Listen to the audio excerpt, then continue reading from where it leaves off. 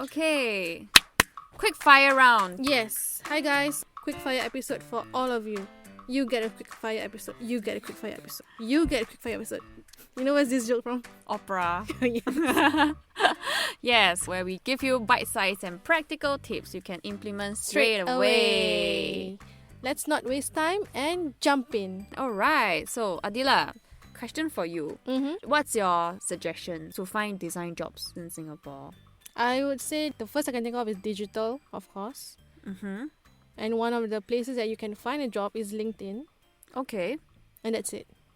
Just LinkedIn No lah, I'm just joking lah. I thought we can end the episode and we can go home early. Yes, quick fire is done. Oh, right. No. True definition of quick fire. So I do have some tips on using LinkedIn. Do follow companies you wish to join. If you wish to join a certain company, right, and that company is not hiring yet, just follow anyway, so that in the future, when they have job posts, you'll be alerted. When you log in, their posts will be prioritized more for you. I see. Then another tip also is consider following the people who are in that company. So for example, maybe the head of design, because some of these people, right, they might even post in their status that they are actually hiring. So that is one good way to really get to know this person. And one good tip also is because at least you can research on the company and research on the people in the company. Then you can actually DM them straight away if you dare lah. But I think one good thing about following the CEO or the head of design is that when you actually go into the interviewing process, then you kind of shed some knowledge of these people. Yeah. It also gives the interviewers a sense of your passion for the company as well. So I think that's good. Yeah, I do find that, for example, going to an interview, right, and then the HR or whoever who is interviewing you, then you can say, oh yeah, I've spoken to your head of so-and-so over LinkedIn. I messaged him when I saw him saying that they are hiring. Then you sort of already built rapport beforehand. So hopefully they will like recognize you, or you can even like speed up the process of you being interviewed because you went through the right channels. Okay. One other tip is on the search bar itself. You can filter based on posts or status, or based on country, based on what kind of job. Is it full-time, freelance, or contract? Yeah, so the searchability of jobs on LinkedIn is quite powerful. That's what I feel. Okay, so apart from LinkedIn, you have places like JobsDB, Job Central. You have Indeed, but I never really tried before. Indeed might be more popular in US. Maybe. This is just my hunch. And also, like for example, for LinkedIn, JobsDB, Job Central, you can actually set up an alert. So let's say if your alert is a keyword called maybe UX or product designer, so every time the job matches that keyword, right, they will alert you by email. Then we also have Telegram group chats. So if you guys are quite active on Telegram, you can join some group chats available. You can search for Design SG. I think they're quite active in promoting design jobs on there as well. So those are some of the options that you guys can go ahead lah. You have also Friends of Figma Jobs Board. Hey, I didn't say Figma Friends. Nice. Okay. Are you proud of me? Okay, never mind. Yes. Forget it. It's just that you will need to be on a Discord server. Okay. So it's not as frequent as how LinkedIn or Job Central or JobsDB will keep you posted about jobs. It might be sporadic because sometimes they will base it off the hashtag that they use. For example, in Design SG, they rely on this hashtag of hiring for you to easily just browse through different jobs. Okay. So there's a hashtag for you to click on it and it filters out all the messages with those hashtags. Yes, correct. Yeah. Okay. On the topic of hashtag also, like for example on LinkedIn, you can also follow some useful hashtags. So like hashtag new job, hashtag UX design jobs. So, but the catch is that these jobs might not be in Singapore. Yeah. So if you follow those hashtags, those kind of posts will surely come up for you first when you open up the app. We also have cultjobs.com. It's not as popular, but back then when I was looking for a designer job, I went through cultjobs.com. It's not really focused on just UI UX design or product design. So theirs is more of the creative industry. Creative industry being they can even be listing graphic design jobs, maybe some things related to acting. Because acting is considered a creative. Right? Acting, or maybe something to do with multimedia, advertising. Yeah. So anything related to creative industry, not just the UX design industry, you can find it under cultjobs.com. So you gave 7 varied ways of finding design jobs in Singapore. Yes. Personally, what's your go-to choice? LinkedIn. LinkedIn. LinkedIn. Why? The thing about LinkedIn is that because you can easily do your research straight away. For example, when you see the job posting, right, you can easily go to the company's profile and gather more information about the company, and then also they even list down who works for that company in their company profile. So it's a good way for you to follow up after you applied I see, to that I posting. see. Or you can even save the job posting to apply later, something like that. Maybe you have no time, or you're just browsing, you want to look into it more, you can just save it. Yeah. Okay. So everything is like well contained in Yes, LinkedIn. correct. Other than digital, we do have alternative ways to find a job. For example, going to networking, and also volunteering.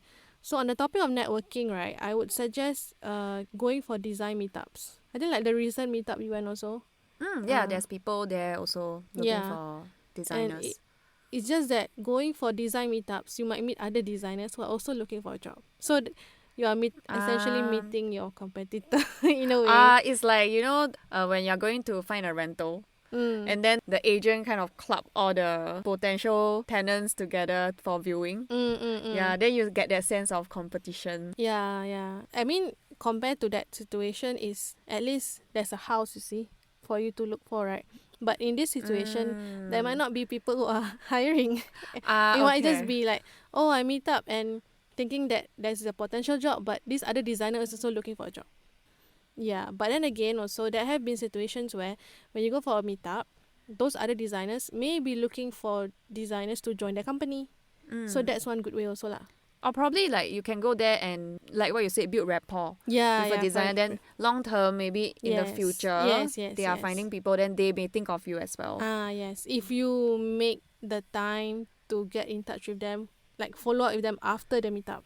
Yeah, because that also takes a bit of work, a bit of self-discipline for you to actually follow through with the other person, like online, and then regularly talk to them and all that. Because if not, it will be strange if you just meet up during the designer meetup and then never talk at all after that. Yeah, then when you see a job posting, you suddenly go to the person again and ask, hey, can I know more about this job?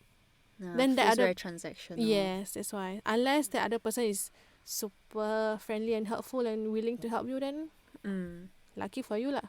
Yeah, but I would think if you go for a networking session, it's networking what, right? So there's already an agenda. Yeah, it's meant to build rapport and eventually make connections. Right. Yeah. Any tips around meetups? One tip I learned from freelancing back then, if you are very keen on going to the startup scene, and then you either are looking for a full-time job or freelance, either way, we'll be going for meetups such as startup meetups, or maybe like a meetup for founders or entrepreneurs. When you are there, right, you can pitch yourself saying that, oh, I can do design, or I can do some mobile app. Maybe these people are actually looking for mobile app designers, and then you are just lucky to be there lah. I see. I Yeah. guess this one helps you to be a bit more laser focused. Yes. Yeah. And if you are really keen and you know that you wanna pursue startup jobs, then just go for or if startup you wanna meetups. go maybe for something to do under fitness or health or wellness, and then maybe by industry. Yes, by industry, that's one good tip also is maybe well, for example, you want to go under the wellness scene, so you go under the wellness meetup, then maybe they have actually ideas to start something, and then just so happen, oh, they need some research done, then you are just there. Right. Then you can partner. Yeah. Where do I source for such meetups? One good way is you Google it or go to meetups.com. Try to find.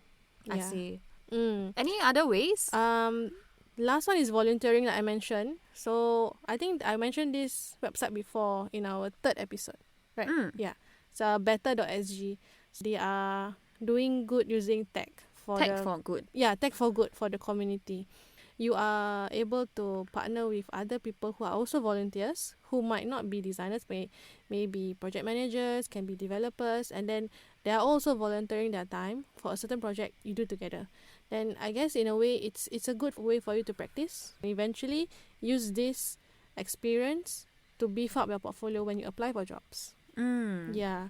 So I actually listened from another podcast about the benefits of volunteering, because there was this one guy, he runs a business and then he wants to find mentors to even bring his business further up. So what this guy did was, he did volunteering. He go to community center, something like that. I can't remember, but he did volunteering where all these people are. And then he volunteered at time, and he volunteered to help them with technology. Because these people, they can be rich people. Maybe they own a hawker center, but they are also volunteering. And this guy who wants a mentor in business, he purposely took some time to volunteer under them. And then during the duration of volunteering, maybe this uncle or whoever, the big boss, he'll be like, hey, how's your business going? I give you some tips. And then from there, they build a natural mentorship. Yeah, which is nice. I thought. It feels like this one is more of a slow brew kind of way. Yeah, correct. Yeah. Slow brew, but a bit more substantial when it comes to the relationships lah. Yeah. So that's all we have for this quick fire episode. I guess we will put all the points in our show notes, yes, right? Correct. Yeah, that's all for our quick fire episodes. Okay. So, speak to you guys on next episode. Bye. bye.